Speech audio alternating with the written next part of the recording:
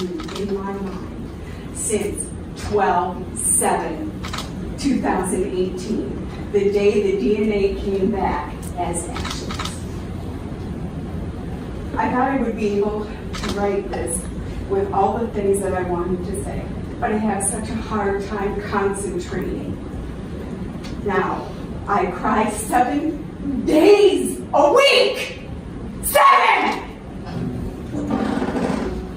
Most days is to and from work. I do not sleep well. My mind never stops. Never! I just keep going back to that last conversation that I had with Ashley. Why didn't I ask where she was going? Why didn't I ask who she was going to be with, like I normally do? Maybe I could have stopped her from going to see you. I keep trying to live every moment we had together.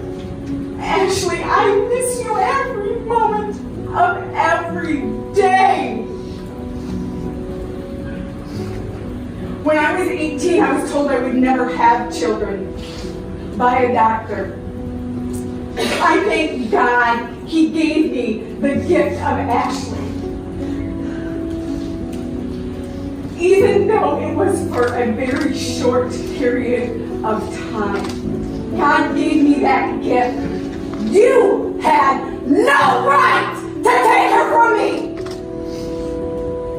to take her from her family. Ashley, you brought so much to our lives. You were so loving, so caring. I miss your 20-second hugs. Did Ashley ever give you a 20-second hug? Your big, beautiful eyes and your smile. I miss your laughter. I miss talking to you, and I miss you. I miss Ashley. Dear chance I hate you. I want to rip you limb from limb and discard you like trash, like what you did to Ashley. You do not deserve to breathe. You do not know I do not know what Ashley saw in you that was worth saving. Ashley did nothing to you. She did not deserve this. Ashley was your friend, right? She was your friend. You chose to execute her. You chose to dismember her. You chose to scatter her remains. You chose to do all of this. For every action we take, there is a reaction. You can blame no one but yourself for these choices that you made. You stole Ashley's future, her college graduation, Ashley's chance to get married and have children. The one thing she wanted to do more than life is have children. You chose to take that from her. Ashley was a lifeline to some people. She would help them come back from the edge. You chose to steal their lifeline. You chose to destroy and devastate lives. You chose that because of what you did. When your brothers, your parents, your sisters, your girlfriend come to see you, do they hug you? Do they? This is what's left of my daughter. If I want a hug, I have to hug a box and close my eyes and pretend that she is hugging me back. Because you chose to murder her. Because you chose to dismember her.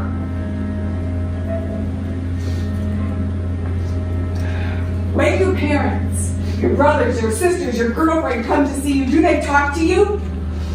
Do you respond? Do you laugh? Do they laugh? I am left with nothing but voicemails and videos that I play over and over just to hear her voice, just to hear her laugh.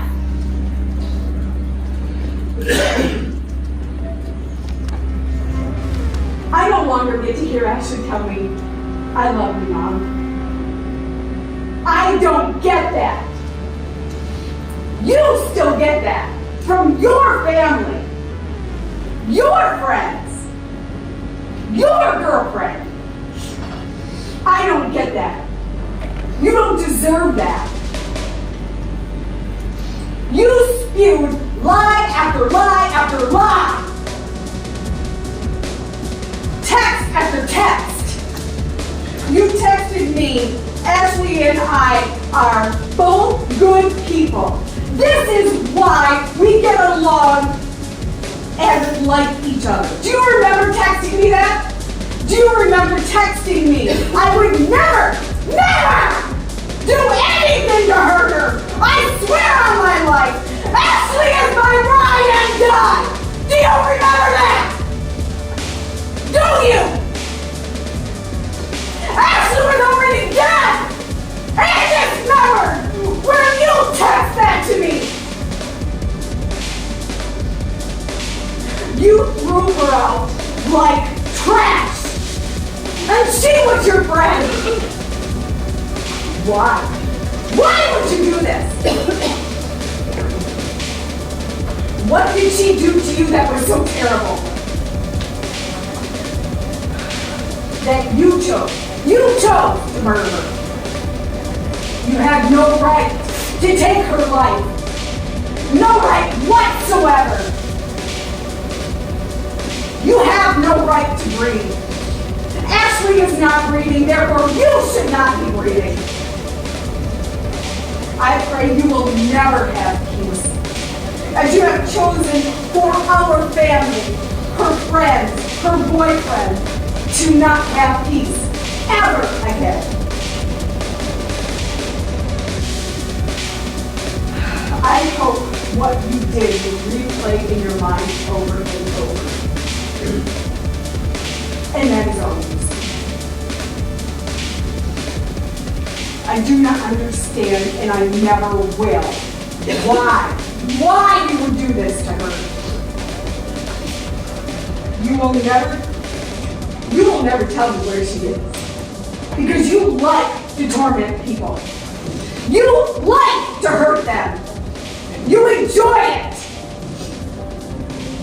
Because if you didn't, you would have told us. You would have told us a long damn time ago. You didn't. You are a coward. I pray that while you were in prison, you will get what you deserve. I pray that you will never see the light of day again.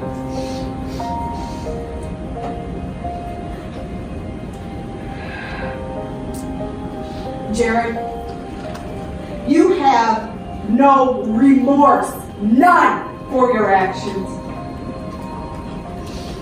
God will punish you more than anything I could ever do. There is no justice here. I cannot have my daughter Ashley back with me. But we will not let her spirit die. She is always with us, every day. She is in this courtroom now, standing next to me. She was up here standing next to her dad, to her grandmother, to her brother, to her friend. She is here. And that is one thing you are never going to take from us, is Ashley's spirit.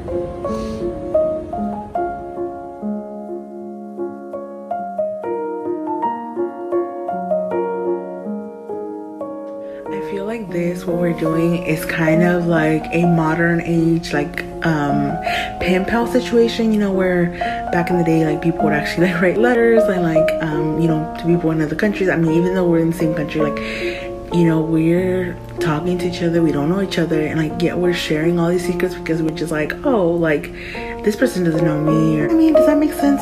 Like, back in the day, like, you know, if you were like pen pals with somebody in like another country, like, you could just pour your heart out, and like, they don't know you, so it's like, whatever. So I don't know, that's how I kind of feel like it. You have the same personality as me, which is so weird because we don't know each other, and we just like, since day one, like, I opened up and you opened up, like, it's just crazy.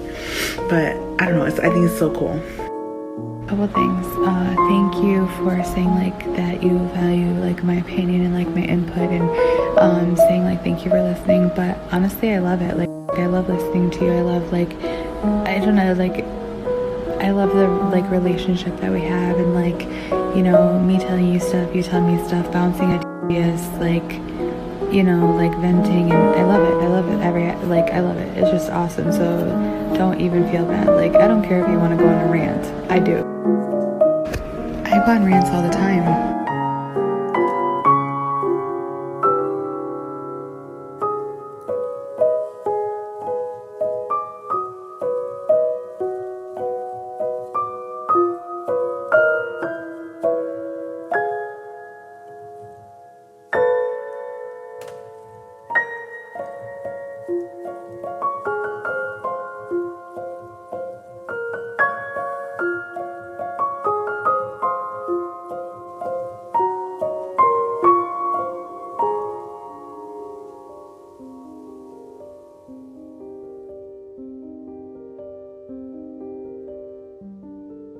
Ashley Regina Young, Lily, was a miracle. Her mother, Christine, had been told as a teen she would not be able to have children, a devastating thing to hear from most women. Motherhood is almost a universal biological calling. She would accept the diagnosis and moved on with life and started diligently down the checklist of being a good wife to husband Ambrose and building a good home. Hope for a family never left her, however, and after an odd run of feeling sick in the mornings and strange cravings late at night, she was told she was pregnant. The home Christine had hoped for her newborn daughter quickly dissolved when she divorced, although an estranged upbringing was thankfully never even a thought. Ashley had the rare grace of 2 loving and supportive homes with 3 loving parents when her father remarried. Being a mother is a special and sacred thing, and the bond at birth between Christine and Ashley was only strengthened by the miracle of her birth. As she grew into a positively loud and caring woman, Ashley would prove herself a godsend to many more. An angel and lifeline to more than one family member, friend, or even complete stranger. She did not judge anyone, and notoriously only ever tried to see the good in people, even amongst those who wronged her. A second chance could be a third, 5th, 8th. She did not give up on the people she knew. Her circle of friends wasn't limited to her immediate environment. Lily made many long-distance friendships and was as dedicated to spending time with them as she was with those locally. Distance to Ashley was dictated only by the strength of the cell phone signal. Ashley seemed to know when her friends needed her, even if they themselves didn't. It wasn't uncommon to receive random messages filled with the unconditional and judgment-free sentiment that was part and parcel to Ashley's personality. She was the girl you would turn to when you were feeling at your worst. A true lifeline for many, they found comfort and strength in simply knowing Ashley was in their corner. Out of school, Ashley worked at a care home, helping people with special needs. Not surprising, her kind and genuine attention to other people's welfare made this position an easy fit. Ashley was a natural caregiver, and like you would expect, had hoped one day for children of her own, and everything that comes with that. I think Ashley might have been the kind of mother kids dream about having. A woman who could balance discipline and spoiling her kids rotten. Carefree, but supportive and attentive. A perpetually loving mental tether between parent and child. That hand on the shoulder and wind at your back. Always curious and ready for new friends, she met Jared Chance through a friend of Jared's brother. Most people in Ashley's wide circle would wonder at the strange pairing. One naturally kind and welcoming woman, and another uncomfortably awkward bad boy. Or at least he might have been in Ashley's world. Maybe Ashley accepted Jared as a work in progress, but it's more likely she accepted him for who he was. A stoic outsider with a strangely misplaced confidence, perhaps. But as Jared dove deeper into darker things, their contact would slowly diminish, coming to an end when Jared allegedly broke into her house and stole her things in 2013. Ashley would move on with her life, probably more than just a little hurt, and sadly, perhaps a little jaded. It's late November 2018, and Ashley is on the doorstep of beginning a new chapter in her life, now working for a local bank at a call center in Kalamazoo and attending college. Ashley was making bold and confident moves into the strong steps of womanhood that she both desired and deserved, a fresh independence.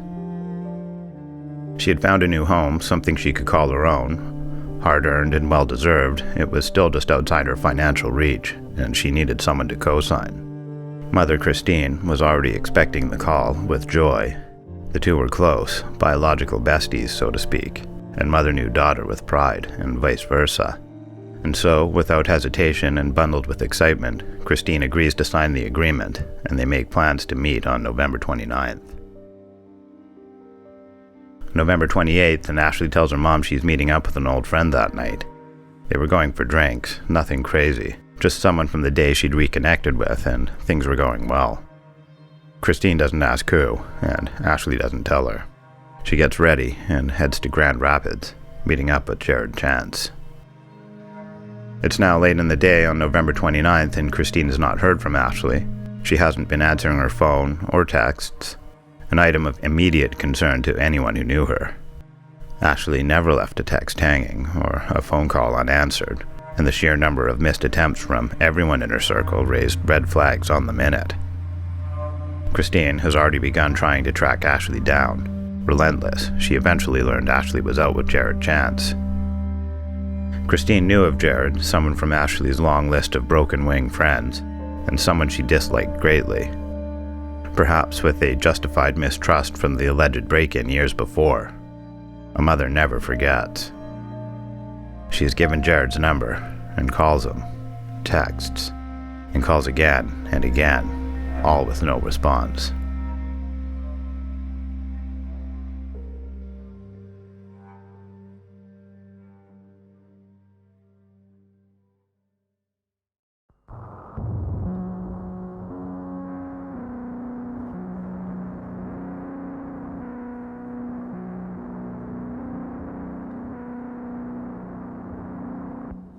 The eldest of two boys, Jared Chance was born on January 28, 1989 to parents James and Barbara in Rock Island, Illinois. Rock Island is quaint, communal, and tight-knit. Its deceptively modest size means everyone knows everyone, and people kind of just get along. Not perfect by any means, every town has its secrets, but generally speaking, troubles big and small seem to just work themselves out on their own. Jared's father, James, was a career police in Rock Island, eventually retiring a respected sergeant. They would move, finding a new home in Michigan, the lakeshore city of Holland, where James would find part-time work as a counselor. You might think that being raised under the watchful eye of a retired police would mean nothing but a devoutly law-abiding homestead. However, the Chance family struggled with discipline. Loving but reckless, the Chance boys lived a different kind of normal. Conrad was the reserve child, the younger brother, quiet and unlikely to make a scene.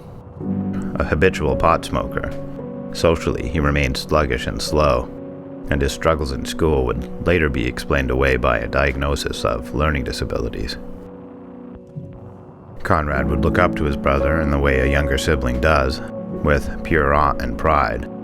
He understood Jared, and Jared him, in the ways that only brothers know. Not all rainbows, however. Conrad was often on the receiving end of a one-sided rivalry streaked with violence. Jared, playing the role of angry brother, a bully, not always but often mean, sometimes ending with more than just a push or a shove. Conrad stood by his brother, however, through thick and thin, even if that meant bearing the cross of intermittent abuse. There's no arguing if Jared had a temper. Although he was not a traditionally imposing character, he could be frightening. His words were as hard as his punches, and he rarely held back. Dramatically explosive arguments at home would often escalate quickly, slamming doors, punching walls, throwing furniture. Jared was in constant battle with his family. Socially, outside his weak handful of inner circle friends, he was a part-time bully, mean and aggressive, sometimes belittling, and always ambivalent. Disguised as a wallflower, he was awkward, but in a way that made people uncomfortable. He was always the quiet devil in the corner, the omen child. June of 2011, police are dispatched to the Chances Holland homestead. Police arrived and found Jared in the front yard, yelling and pacing violently back and forth. James did not want Jared there. He'd thrown some furniture in a rage and threatened their safety. James told him to leave, and Jared refused. Officers on scene tried to calm everyone down, but Jared persisted, attacking an officer as they attempted to detain him. He was arrested and sentenced for assault of a police officer, but only served 7 months of the year-and-a-half sentence. His time in jail only strengthened Jared's resolve to rebel, and quickly he began to wander in the shallows of the underground. He would never evolve into anything more than nickels and dimes. The added prestige he believed he gained from his time in jail and halfway dance into dealing drove him to make bolder strides into bigger shoes. He started stealing, as a means perhaps, small things at first from stores and strangers, but eventually onto bigger things from wherever and whoever he could. In 2013, at the height of his delinquency, he allegedly broke into his friend's house, Ashley Young, and stole everything. It's unclear the outcome of this breach of home and trust, other than the obvious loss of a good friend and further blackening of his name. July of 2015, Jared was arrested once again, this time for possession of an analog drug, marijuana. He served less than a year of his 2-year sentence before release in March of 2017. It's 2018, and on a sort of slow reform, Jared is driving through Kalamazoo when he spins out and hits the ditch. It's unclear whether alcohol was involved or not, but it's safe to assume, as police or emergency vehicles were not contacted. Strangely, it's Ashley who he calls for help. Unsurprisingly, she comes to his aid right away, picks him up and drives him home. Whatever ill action had occurred in the past was forgiven and forgotten, and from there, it seemed as though Jared wanted to make things right. For more than a couple weeks in November, they met often, and their friendship was anew. November 28th, and Jared meets up with Ashley. They head to Mulligan's pub for a few social drinks and bounce between there and a hookah lounge across the street. Captured on a party store security camera, this is the last anyone, besides Jared, would see Ashley alive.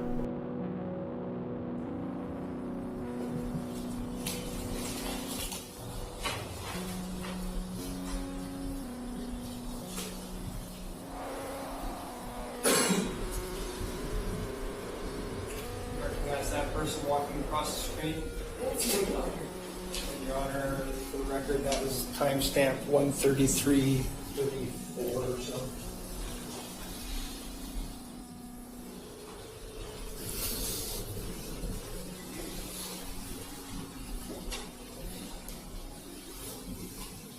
Did you see that person in the upper right-hand portion of the video? Yes. That's not your daughter? No, that's a guy.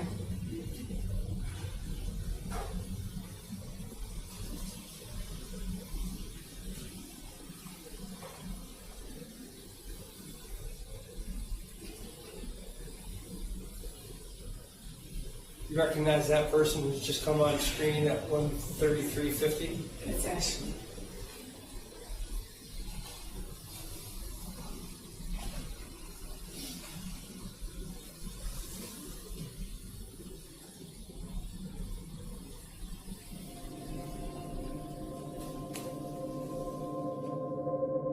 Christine is worried sick. Ashley has not responded to any of her texts or calls. She leaves her a message telling her if she does not get back to her soon, she's calling the police. Through a friend of Ashley's, Christine learns she was out with Jared, and she sends a number of unanswered texts and calls, ultimately leaving this final message. Hello, Jared. My name is Christine Young. I'm looking for my daughter. She was last with you. Is she with you? She needs to contact me. Tell her that I'm going to contact the police department to do a missing person.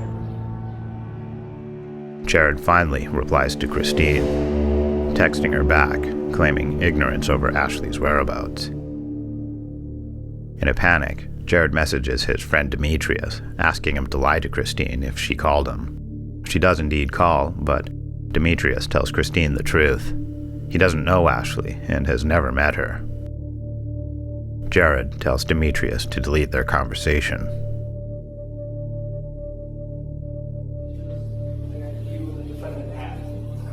Yes. And looking at the very top one, it says Christine Young, Jared missed a call from you. What's that date?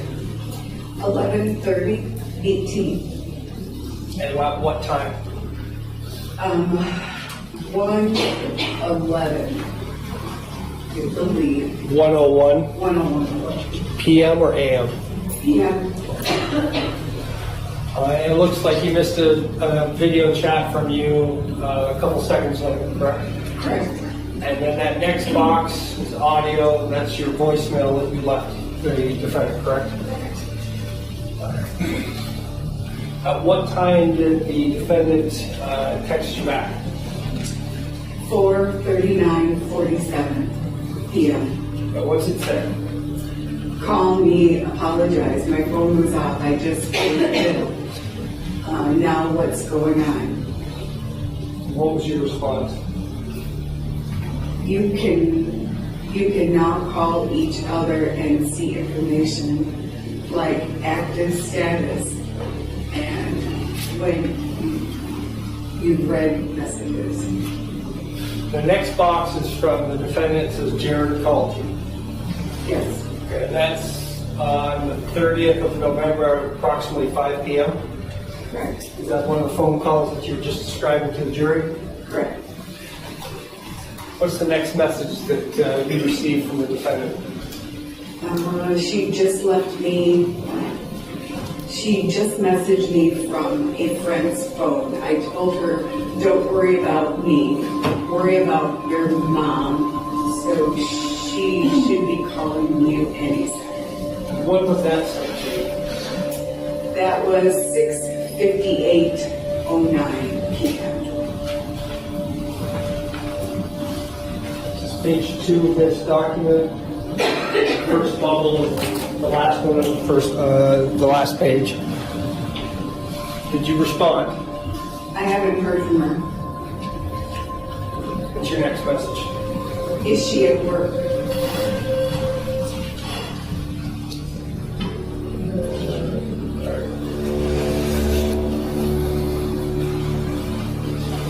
What's the response from the defendant? I don't know. She was acting kind of weird, like she couldn't talk for long. I think she may have been with her ex, but who knows? ID's not that means. I just told her, look, call your mom ASAP and then call Eva too. The only reason I think she may be with her ex-boyfriend is because she told me she didn't have to be to work till like 10:43, but again, these are just my assumptions. But she should be calling you. I told her how pissed you were for not calling her. The statement about being at work at 10:30, does that mesh with your knowledge of Ashley's work? Not at all.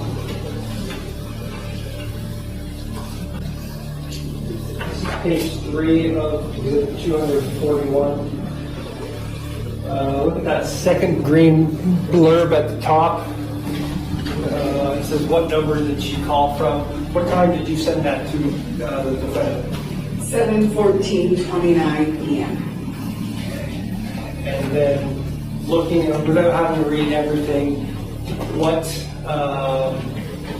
time is the defendant finally able to text a number back to you?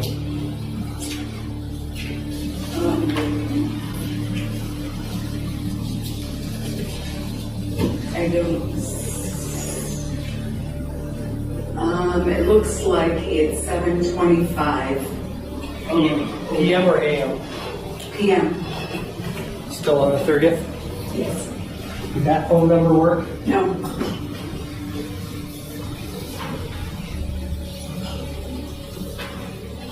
Page 4 of this exhibit.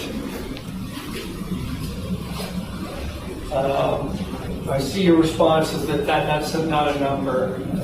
The second blue block on the left, what's the defendant saying to you there? Shit, my bad. I'm working on try 269 instead of 262. LOL, my BAF. Did that number work? No. The last blob on this page, what did the defendant tell you or send to you? And it says, hold, she literally just called me. I'm just not supposed to be on the phone at work.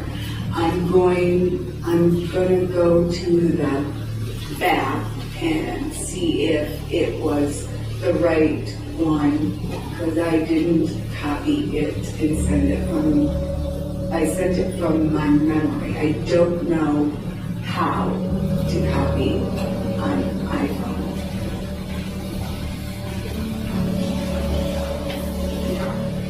Page 5 of our exhibit. The second blue block. Did the defendant send you another number? Yes. Is this the number you were eventually able to get a hold of Demetrius? Yes.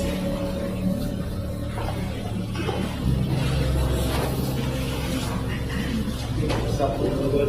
The very last blue block on page 5. What's the defendant telling you there? Dude called him again. I literally just got off the phone with her, then called her back and told him to pick up his phone and give it to Ashley. But do what you gotta do, Christine. But I'm not a liar. Any kind of person like that. That's why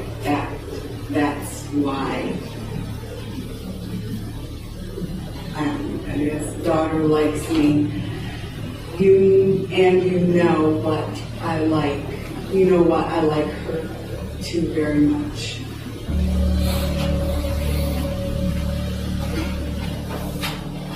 This is page 6 of our exhibit. You see that last blue block on the bottom? Yeah. What did the defendant text you there? OMG. I literally just talked to her. You know what OMG typically stands for? Oh my God. Okay. And what time and what day is that set? 7:56:14 p.m. 11:30:18.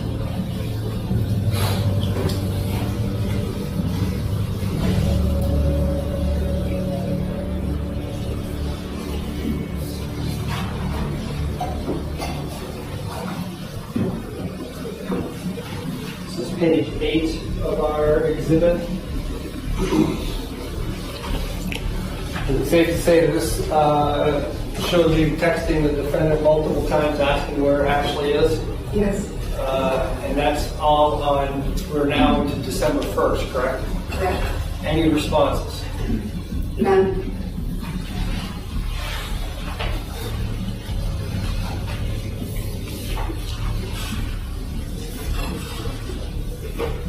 Page 9, your text message goes out on the 1st. Yes. Can you see the time, or is that too? 7:50 a.m. What's the time stamp on the defendant's response? 7:50. I can't tell if that's a 4 or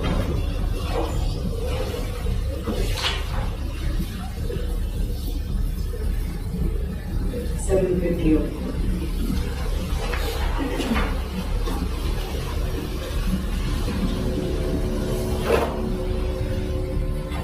Page 10, that's the bottom of that top text. Defendant sends you one more text at 7:52:29 in the morning, correct? Yeah. This is followed by a bunch of your text messages? Yes.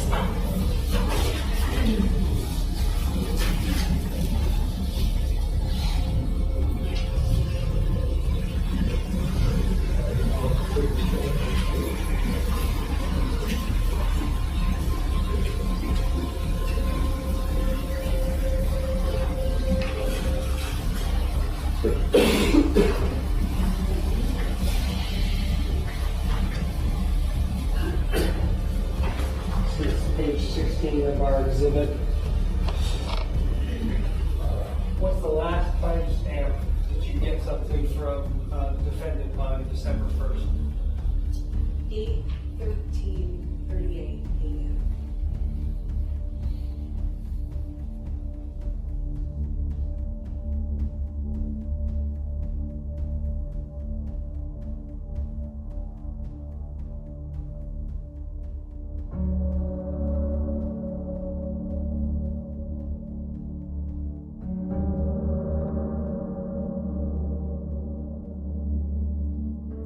December 1st, and Jared's mother Barb, father James, and brother Conrad traveled to Grand Rapids and pick up Jared to bring him home to Holland for the night.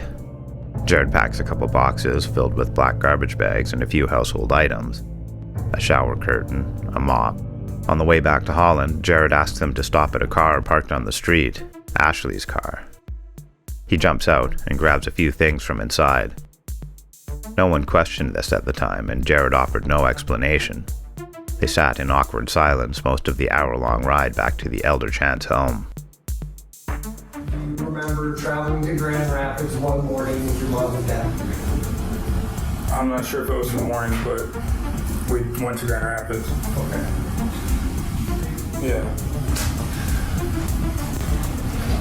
Is your brother there? Yes. Did you go upstairs into the apartment? No.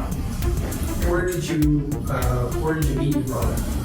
He came out and Did he come out the front door or the back door? the back door. And what did your brother look like? He looked very upset.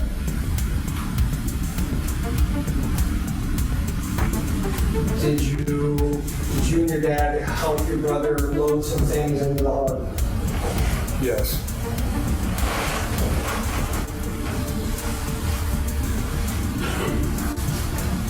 I don't think my dad did though. Okay. This mop and bucket, did that go in the back seat of your, in the back of the Honda? Yes. Okay. That's the exhibit we talked about, folks. This is exhibit 43. You recognize the cardboard box on the left. Yes. Exhibit 43, cardboard box on the left. Did that box get loaded into the back of the Honda? Yes. Do you remember if this cardboard box on the right got loaded into the Honda? I don't remember. How about this purple bag? I don't remember that either.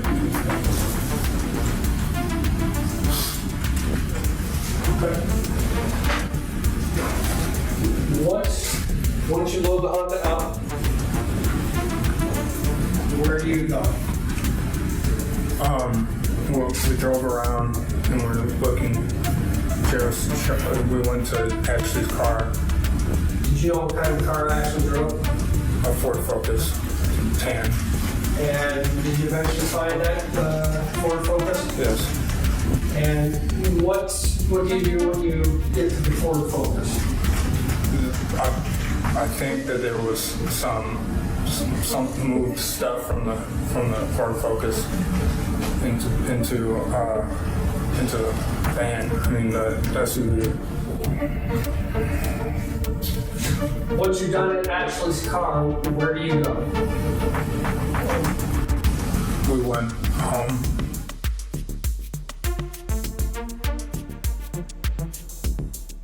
It's night, and Jared is in the backyard, stoking a fire in the pit alone, feeding it with wood and eventually some things from the boxes and car. Conrad can tell something is wrong and pushes Jared to talk. Eventually, he submits and tells Conrad he murdered and dismembered Ashley Young. Barb and James hear it next. James convinces Jared to talk with police, cover bases, start developing alibis. As a retired police, James knew how to get ahead of what may come, and on December 2nd, James and Jared travel to Grand Rapids Police Department and enter the lobby together. James tells then police intern Officer Lamos they have information about a missing person, Ashley Young. Officer Lamos is already aware of Ashley's disappearance, but she does not mention it to the chances. Christine, Ashley's mother, had been to the precinct the day before on December 1st and tried to officially file a missing persons report. Her interaction was not dismissed entirely and was put into the hands of Grand Rapids Police Lieutenant Pat Merrill. Lieutenant Merrill had told Christine that while her concerns were valid, Ashley was an adult, and as such, her 3-day absence could not yet officially be treated as a missing persons. Christine was frustrated, but not beaten, and she accepted the rule of the law, continuing her own investigation, fierce and focused, and alongside a mass of Ashley's supporters and friends.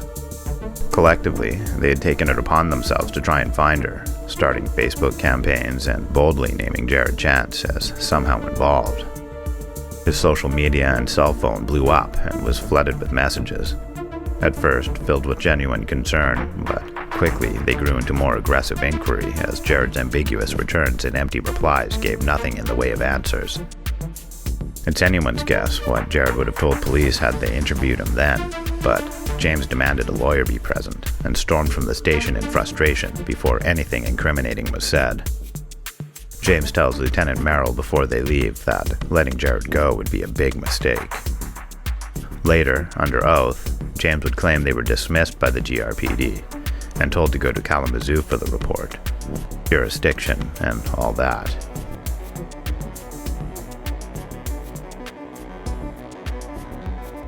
James and Jared return to their Holland home, and Conrad drives Jared back to Grand Rapids, bringing the box, the mop, and a few other items with them.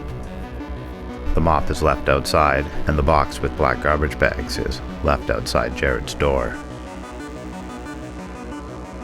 Ashley's wide and devoted circle of friends are convinced Jared has something to do with their beloved friend's disappearance and begin taking more proactive steps to find her, with some traveling to Jared's house, searching through his garbage in the hopes of finding something.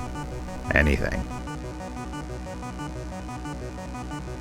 Mario Nelson, Jared's neighbor in the multi-unit house, was outside, curious as to the strangers digging through their garbage, when he noticed a strong unnatural odor. He followed it, and found it to be coming from the house's basement, an area that was always locked, off limits to the tenants. Investigating further, he sees a tarp in the middle of the floor, with pools of blood streaming out from under. He immediately calls police. To the stairs, there's a tarp laying there, and it's like just a stream of blood out of it. What do you do when you see a tarp with a string of blood? Run upstairs and have my girlfriend call the cops. And our house been having a real bad smell lately. So I just went in the basement, opened the basement door, and there's a tarp and what looks like it could be blood leaking from it. And I want the police to come here ASAP right now and look at it. Alright, so it's the lower level apartment? Yes, it's 922 Franklin. Okay, yep. Did she say how long her friend's been missing? No, she didn't. She just left, but please say somebody right now, because I don't know what it is, but it looks like blood is leaking from it. And I'm not going to touch the tarp or anything like that. Right. Do you know where the tenant is that lives down there? No, I don't. She probably is scared. I don't know. That's what my girlfriend said. He looks like he's moving stuff out of his house. Like there's a trash can with some shoes in it on the back porch.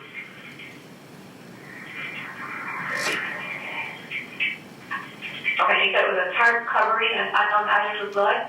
Yeah, I don't know what it is. It's the top at the bottom of the stairs. It looked like there's blood leaking out of it. Is there an officer like in the neighborhood you could just sit over here? Yep, I'm just getting questions so I can get those. Yep. I was nervous. My questions are not going to delay him, okay? Not a good, and he got a gun too, so I don't want to be, if that's the problem, I don't want it to be. As a matter of fact, go get your car keys, shit, because we got to do that too. Okay, and you know what his name is? His name Jared Chan.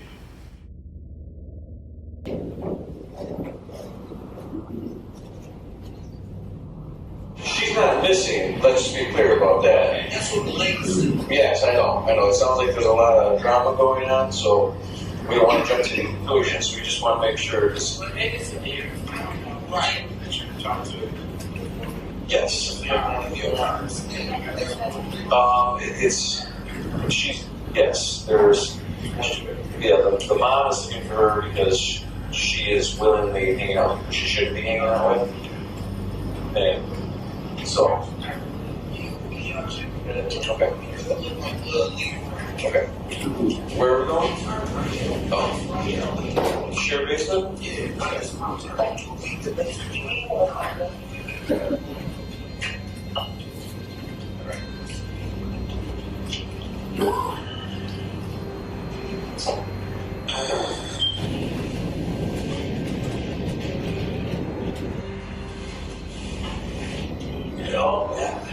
I can see some skin in there, so let's get everybody back out.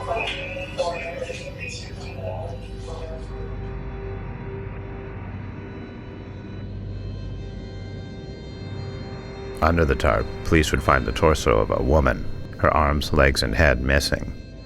And in the box outside Jared's door, the arms and legs missing the hands and feet. The head was never found, making the body not immediately identifiable. Late in the night of December 2nd, police returned to the Franklin Street home and arrest Jared for mutilation of a dead body and concealing a death. Pulled from his bed and barely awake, he seemed distant and ambivalent as he was escorted to the station. At no point in the department-edited body cam does Jared show any kind of remorse, or even recognition of the seriousness of the charges, both present and imminent. He is calm, something officers remember well about his arrest. Police on the search warrant!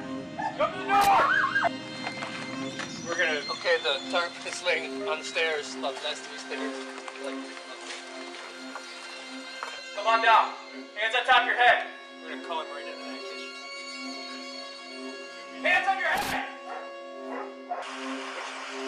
What's your name? What's your last name? Jared Chan? He's not been searched. He is not? No.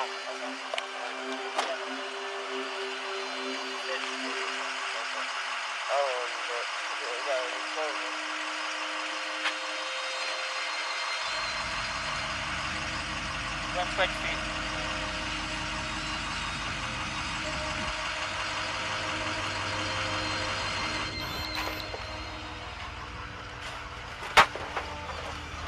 Putting the seatbelt around you, alright? You put the seatbelt on when you get it back there, that's fine.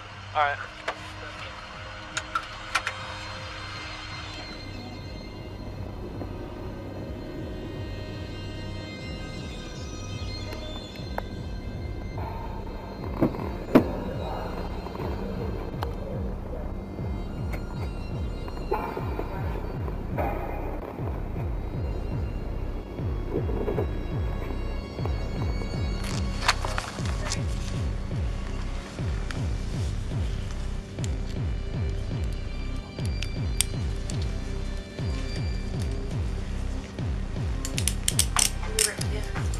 You want me to stay in here? Can you just stay in here 1 minute while Yeah, go on. You gotta stay busy, don't you? Huh? You gotta stay busy, don't you? Pretty much.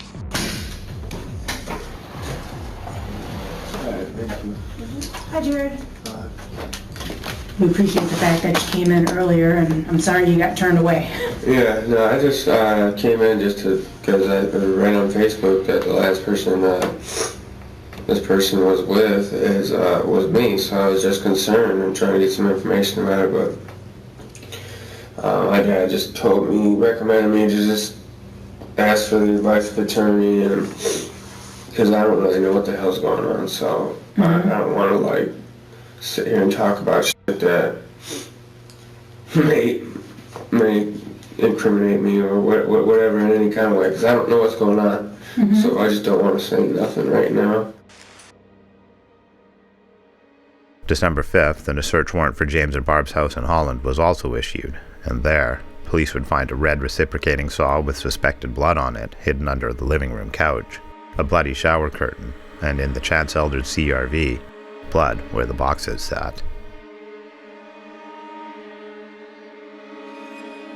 December 7th, and the torso found in the Franklin Street basement has returned positive DNA results, confirming the identity as Ashley Young. Ashley's hopeful supporters are devastated. January 3rd, 2019, almost exactly a month after Jared's arrest, he is officially charged with open murder and 4 counts of tampering with evidence. Ashley's head, hands, and feet were never found, and Jared refused to confess, turning down a plea deal that required him to disclose what he did with the missing body part and give a full confession of the events that night. If accepted, this plea deal would have given Jared a chance at leniency with a minimum sentence of 31 years. Strangely, Jared declines the deal and pleads not guilty. A jury was selected and a trial date set, and quickly Jared would see all those around him abandon him. Under oath, the long line of character witnesses and alibis would turn on Jared one by one. During trial, there were very few in his corner. It would be implied that Jared shot Ashley with a .22 caliber pistol he was known to proudly flaunt, before dismembering her body and disposing of the extremities. Homicide was always the obvious assumption. Christine Young, among many others, pled publicly for the death sentence, something that was never entirely off the table during the trial. No, because my daughter is gone and he took her. He has no right to breathe. He has no right to continue to live. There should be the death penalty. Laws have to be changed. Things have to change. These people should not be allowed to just kill and keep going. They should all be dead. The trial was unnecessarily delayed and began in September, lasting only a week. Jared's defense was built almost entirely upon the reliability of witness recollections, and the fact that no one ever saw Jared murder Ashley. Weak at best. The amount of evidence against Jared meant his fate was more than obvious, and although the jury didn't reach an immediate decision, it would eventually be unanimously put forth. Counsel, you want to stand with your client, please? I'll read the verdict. It's entitled The People of the State of Michigan versus Jared Chance. This is the jury verdict. We, the jury, in the above title cause, all 12 jurors being in agreement, find upon our oaths that the defendant, James Chance, is, under count 1, guilty of second-degree murder. Under count 2, guilty of tampering with evidence. Under count 3, guilty of tampering with evidence. Under count 4, guilty of tampering with evidence. On the other case, the verdict is as follows. Under count 1, guilty of mutilation of a dead body. Count 2, guilty of the concealing of the death of an individual. Madam Foreperson, was this and is this your verdict? Yes, sir. Jared Chance was found guilty of all charges, and on Thursday, October 10th, 2019, Judge Trusock sentenced Jared Chance to a minimum sentence of 100 years, up to a maximum of 200. This was an extremely disturbing set of facts and circumstances where you killed and dismembered this young lady, Ashley Young. Only her torso was found in the basement. The police, although they did an excellent job in this matter, working every possible lead, could never find Ashley's head, her hands, or her feet. You, sir, in my mind, are a very evil individual. You are clearly a monster without any conscience whatsoever, and you are someone who is a danger to society and should never be allowed free. Accordingly, it is the sentence of this court with regards to the second-degree murder that you be committed to the Michigan Department of Corrections to serve a minimum of 100 years to a maximum of 200 years. I am purposely doing this so that you will not be eligible for parole until you are at least 130 years old. Thank you.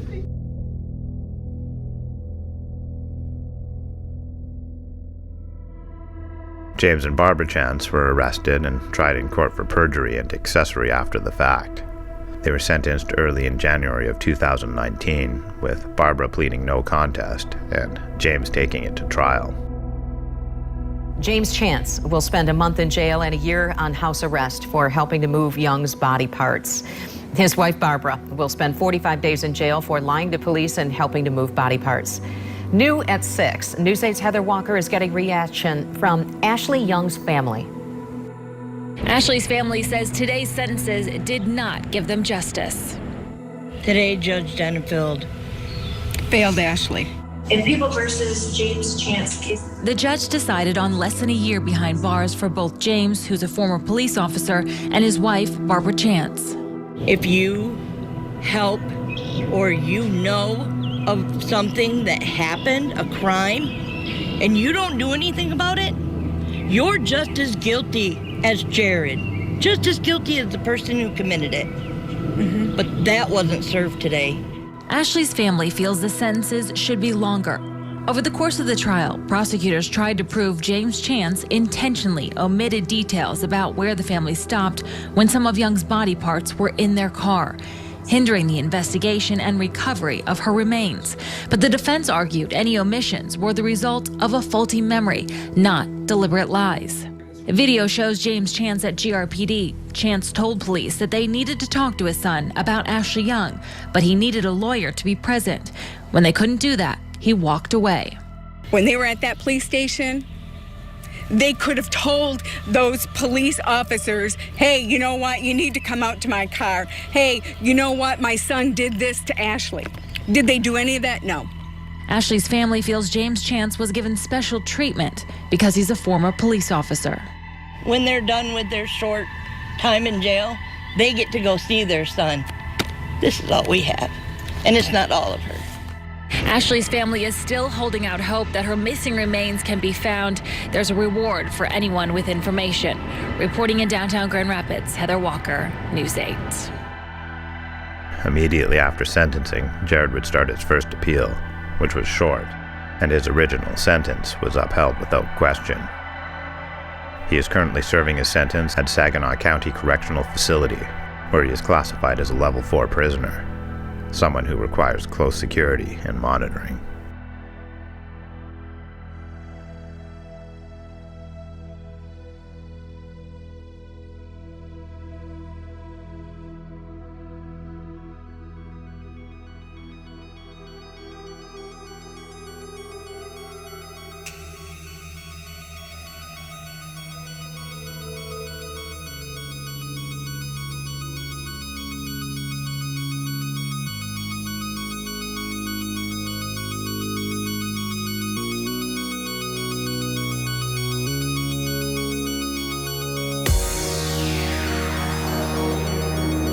Thank you once again for watching or listening. As this episode comes to an end, I want to also thank you for your patience in its release. This episode took a lot out of me. While writing, it was difficult to separate personal opinion from the narrative, and Jared became someone I loathed researching. That, coupled with growing real-life responsibility, kept me from completing this episode sooner, and I apologize. As the weeks turned into months, at times I felt self-imposed panic where I was at with this production, and I'm not convinced this has been my greatest work. I am glad to have it finally complete, and hope you all enjoyed it. It might be time to take a short break from Something Criminal. Nothing permanent, but I do feel like I need to reset and wash the burden of these tragic stories from the creative wellspring. In the meantime, however, I'm excited to announce a new series for the channel. Soul Anthology, a brief history of the next frontier. I've always been fascinated with space, and with Soul, I hope to give a unique history of our system, complete with all the science, conspiracy and phenomenon, our missions, future and past, and most importantly, our place within the next great frontier.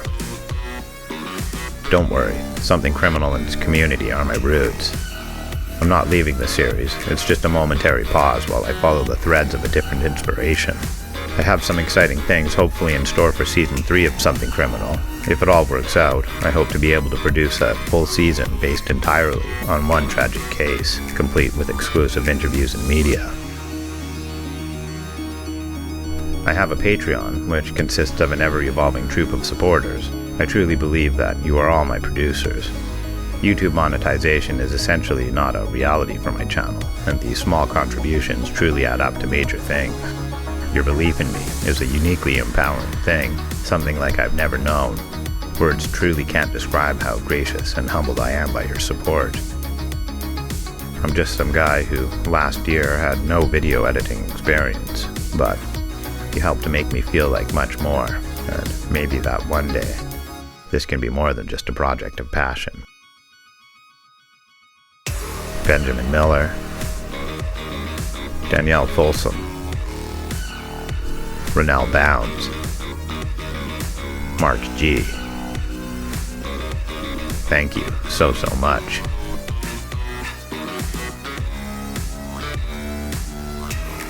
Patrick Tallman, thank you for recommending this episode. It's been a deeply engaging and interesting roller coaster, and I'm not sure I would have considered this case if it weren't for you.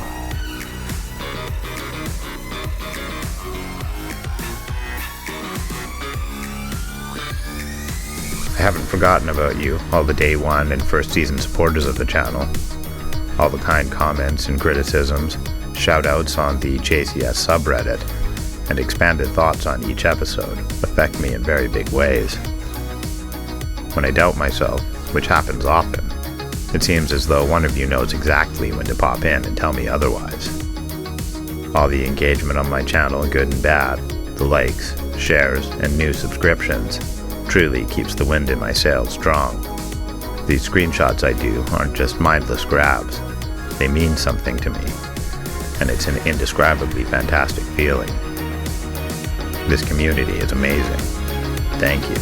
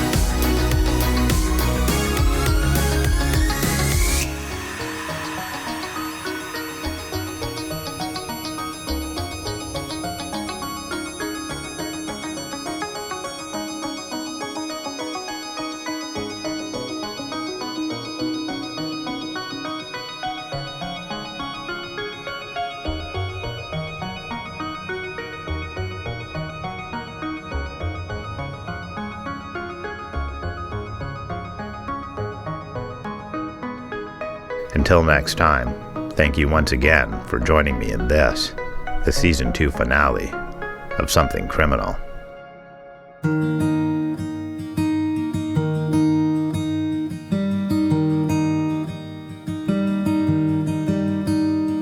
And know the places that I've been, the faces mine offense, fumbling,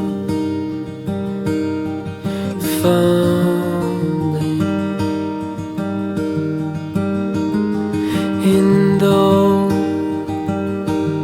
with murky miles ahead,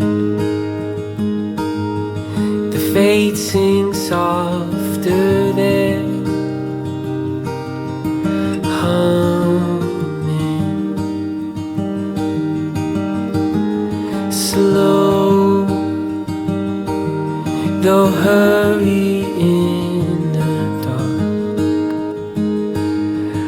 hear them calling when it starts.